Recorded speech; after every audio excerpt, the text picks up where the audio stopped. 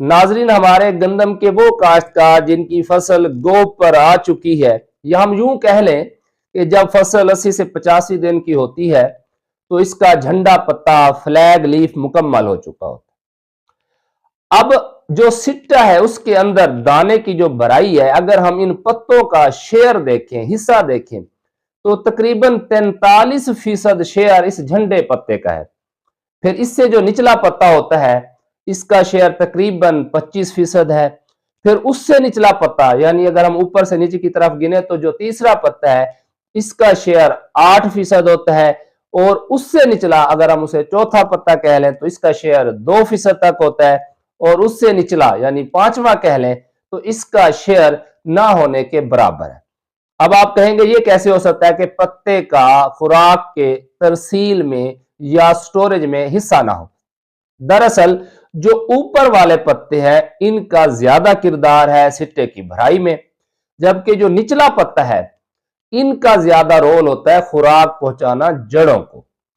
तो अगर हम झंडा पत्ता और उसके साथ वाला पत्ता इन दोनों को मिलाएं तो तकरीबन 68% कंट्रीब्यूशन इनका बनता है। और अगर हम बात करें गंदम के स्पाइक्स की, जिन्हें हम सिट्टा कहते हैं, तो इनकी घुंडियां आपको यहां पर भी सब्ज रंग ही नजर आता है। तो ये वाला जो सब्ज रंग है, जो कलर है, इसका भी शेयर होता है दाने की भराई में और ये तकरीबन है 23% तक।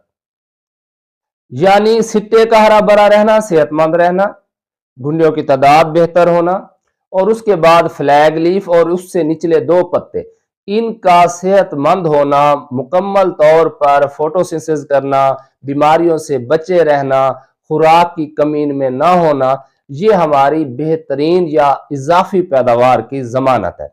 अमूमन जब फसल गोब पर होती है तो इसीलिए यह सिफारिश किया जाता है कि आप इसके ऊपर पोटाश का और बोरान का स्प्रे करें। पोटाश भी दरअसल खुराक की तरसील में अहम किरदार अदा करती है और बोरान को भी शुगर मूवर कहते हैं, यानी जो पत्तों में खुराक बनी है उसका सिट्टे की तरफ मुंतकिल करने में इन दोनों अज्जा का बड़ा अहम किरदार है।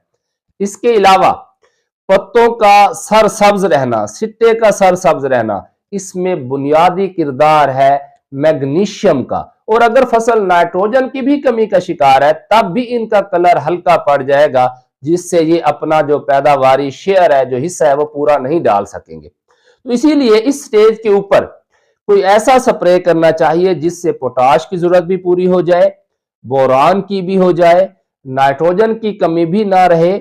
और इसके अलावा आप ये बात भी जहन में रखें कि जब फसल गोब से आगे की तरफ जाती है तो तकरीबन 40% तक फास्फोरस और पोटाश इस दौरान इंतजाम होता है। यानी हम ये नहीं कह सकते कि अब फास्फोरस हमने देनी ही नहीं है।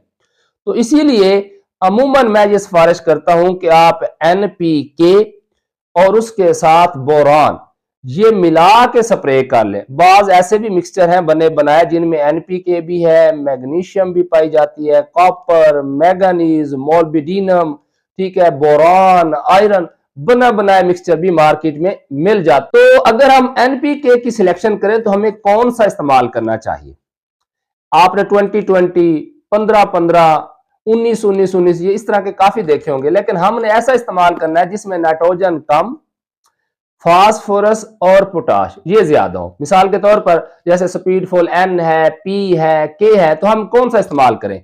अगर तो नाइट्रोजन की डेफिशिएंसी है ही नहीं तो फिर हमें करना चाहिए स्पीडफॉल K, क्योंकि इसमें है 10-10-40, यानी नाइट्रोजन भी 10%, फास्फोरस भी 10% और पोटाश 40%, और साथ में ट्रेस एलिमेंट है। तो 1 किलो ये और इसके साथ आप सिर्फ 100 ग्राम बोरिक एसिड मिला लें या 250 ml जो 5% वाला आपको लिक्विड बोरान मिलता है वो मिला लें और आप एक स्प्रे कर लें तो इंशाल्लाह आपकी पैदावार में खातिर खा इजाफा होगा।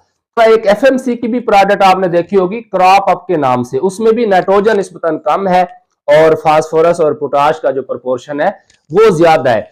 इसके अलावा एक और प्रोडक्ट है न्यूट्रिका के नाम से, जिसे हम कहते हैं मोनो पोटाशियम फास्फेट, यानी इसमें नाइट्रोजन नहीं है, सिर्फ पोटाश है और फास्फोरस है। अगर आपकी गंदम की फसल को नाइट्रोजन की कमी नहीं है तो फिर आप इसे 250 से 500 मिलीलीटर फी एकड़ आप इसे इसका स्प्रे कर सकते हैं। साथ में आप बोरान भी शामिल कर सकते हैं, तो उससे आपको बेहतरीन नतायज मिलेंगे।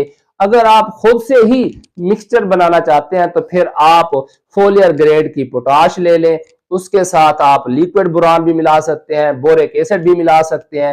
دھوپ نکلنا شروع ہو گئی ہے، ضرورت سے زیادہ آپ نے نائٹروجن استعمال نہیں کی، غلط یا ضرورت سے زیادہ پانی نہیں لگایا، اور ابھی کسی قسم کی کوئی علامات نہیں ہے، تو جس طرح کا موسم جا رہا ہے خاص کر جنوبی پنجاب میں، تو ہماری عموماً عروج، دلکش، اکبر، اس کے علاوہ اور بھی نئی اقسام جو ہے وہ کاشت ہیں، تو جن پر رسٹ کے چانسز فی الحال نہ ہونے کے برابر ہیں۔ ہاں، ہمارے کچھ شمالی پنجاب کے علاقہ جات اور وسطی پنجاب کے، جہاں پر نسبتاً ٹیمپریچر بھی ڈاؤن تھا، موئسچر زیادہ تھا، نمی زیادہ تھی، اور آپ کو پتہ ہے کہ سب سے پہلے ان علاقوں میں ہی زرد کنگھی کا حملہ ہوتا ہے۔ اس کے علاوہ ایک اور آپشن بھی ہوتا ہے کہ آپ کوئی امائنو ایسڈ لے لیں، اس کے ساتھ فولیئر گریڈ پوٹاش ملا لیں اور ساتھ میں بوران ملا لیں، اس کا آپ سپرے کر لیں۔ اگر آپ فاسفورس جو ہے وہ کمبینیشن اس طرح کا نہیں ملتا تو آپ اس کو ملا کر بھی سپرے کر سکتے ہیں۔ آپ لوگوں نے کمنٹ کر کے ضرور بتانا ہے کہ آپ ایسا کوئی کمبینیشن اگر استعمال کرتے ہیں تو کب استعمال کرتے ہیں، کتنی مقدار میں استعمال کرتے ہیں اور ریزلٹس کیا ملے ہیں۔